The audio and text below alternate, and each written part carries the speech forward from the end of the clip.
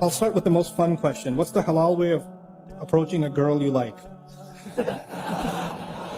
Even though that's question number 12, I thought, So this is more complicated. We've made it more complicated than the Sahaba.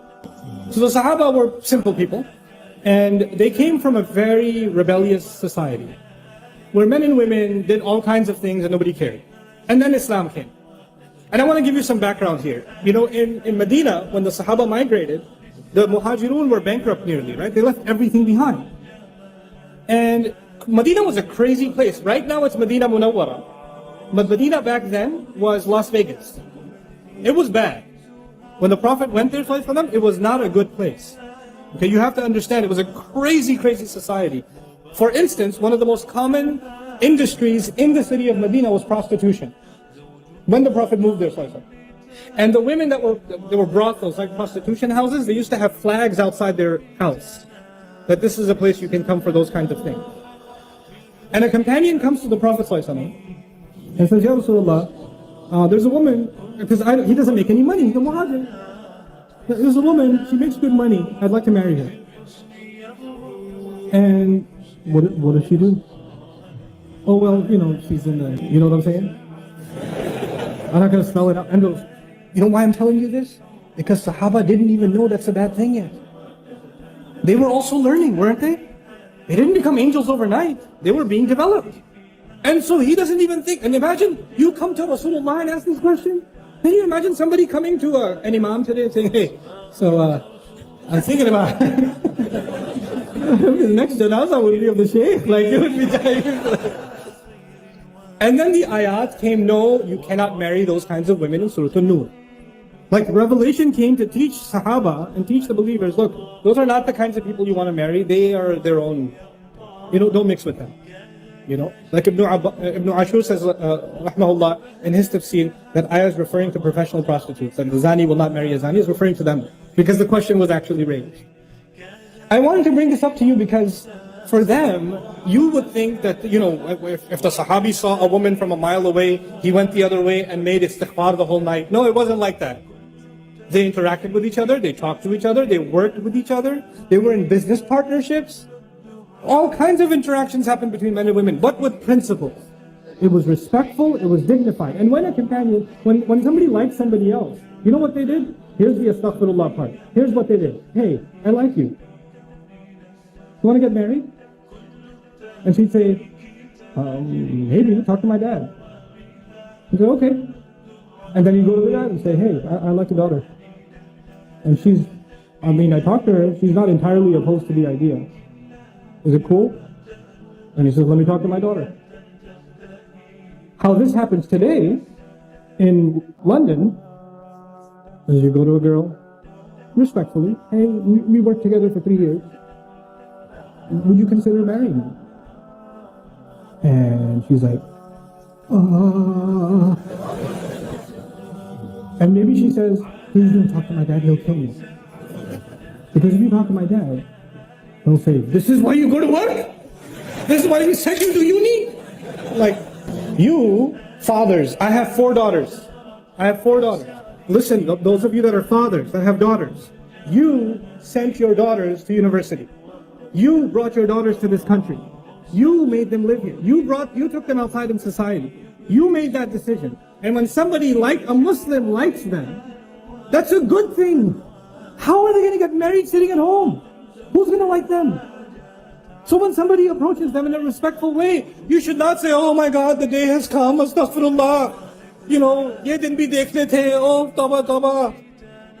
What a humiliation. Now we have to go take you back into Bangladesh and hide you in a village somewhere because some guy likes you. Astaghfirullah. And there's somebody's doing ruqya on her, and calm down. It's okay. Somebody likes your daughter, that's a good thing. Now you go and investigate, find out. It's completely fine. The only rishka mentioned in the Quran, the only approach mentioned in the Quran is that of Musa alayhi salam in Madian. He was by himself, Musa was by himself. And these girls were by themselves working outside. And he went up to them and helped them out. And the girl said, he's kind of nice. And she went back to her dad and said, hire him. Which means, come on, dad. And that happened, and the girl said, I like the guy. That's actually what happened in the story of Musa. Musa didn't propose, the girl proposed. And the father can't propose unless he has the approval of his daughter. So it's okay for your girls to say, Dad, there's this guy, this brother at the MSA, yeah? He's a Thursday halakha. It's really good, you should come. Your daughter's telling you something. It's okay, go attend the halakha. It's okay, find out. Don't complicate it. There's nothing indignified about that. Don't go date a girl now.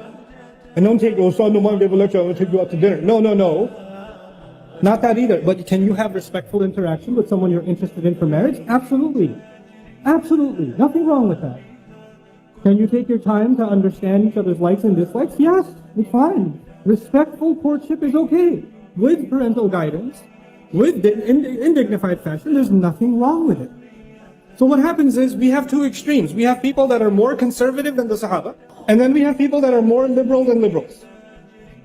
Okay? And Islam is right in between. It's a natural way. It's a completely natural way. Okay? And so this is something that I thought it's important to mention for families and for yourself. Talk to your daughters. Ask if they like someone.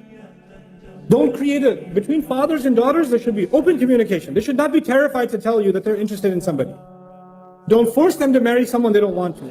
Don't force your daughters and tell them, if you don't marry this one, who's going to come and marry you? And we already said yes to them. Don't humiliate the family and say no now. Those kinds of nikahs are haram. I will say it, they're haram. You cannot emotionally and psychologically force a girl to get married under family pressure. That is batil. And that happened at the time of the Prophet ﷺ. And the Prophet ﷺ considered those nikahs batil. They're invalid nikahs. Until the girl genuinely likes a guy and says, yes, I want to marry him on her own, from no pressure from her father, no pressure from her mother, no pressure from anybody else. She likes him. And even if the day of the nikah she says, Mom, I don't want to do this, the mother doesn't say, too late, girl, too late. We've got the hall, they're all, what are people going to know? If the girl says, I don't want to do this, then no, stop. Allah gave her that right. You cannot take it away. You're burying them alive. This is the new way of burying women alive, by the way. Back then, they used to take the baby girl and bury her right then. Now we bury them at the day of the nikah. This is what we do. This needs to stop. Let them marry who they want.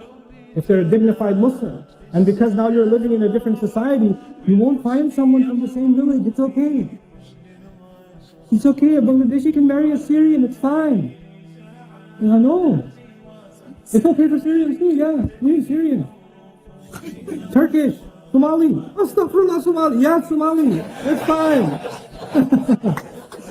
You know, Musa alayhi salam is an Arab. Musa is an Arab. Or actually not an Arab. He's from Israelite. And he married an Arab. He went and married in Madian, didn't he? So many Arabs say, we only marry Arab. Really? Musa alayhi salam was actually from Israel. What's up with that? It's all good. So it's a time now, it's a strange time that we live in, and actually the only thing that can save us is the basic principles of our deen, and making the path to marriage easy is actually one of the greatest battles against shaitan. When we make the path to marriage difficult, when you have 28, 30, I'm not going to do other questions, forget it, let's just talk about this.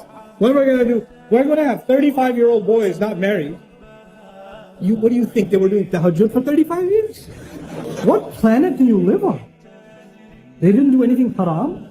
No evil thoughts went in their head. They didn't go to university. They didn't go to work. 28, 29-year-olds not being married. This is ridiculous. It's absolutely absurd. It's unacceptable. It's unacceptable. And we create standards that don't exist in our religion and don't make any sense. You have 3 daughters, 4 daughters. Somebody proposed for the younger daughter, and no proposal came for the older daughter. No. We go in order. Who said you go in order? Which Sharia? If there's a good blessing that came to your home for whichever age, why would you deny it? What will people say? What will Allah say when you explain yourself to Him and say, I deprived my daughter of a good nikah because it wasn't in order? What will you say to Allah? You tell me that. What are you going to do? Ridiculous. This nonsense needs to stop. Marriage needs to be made easy.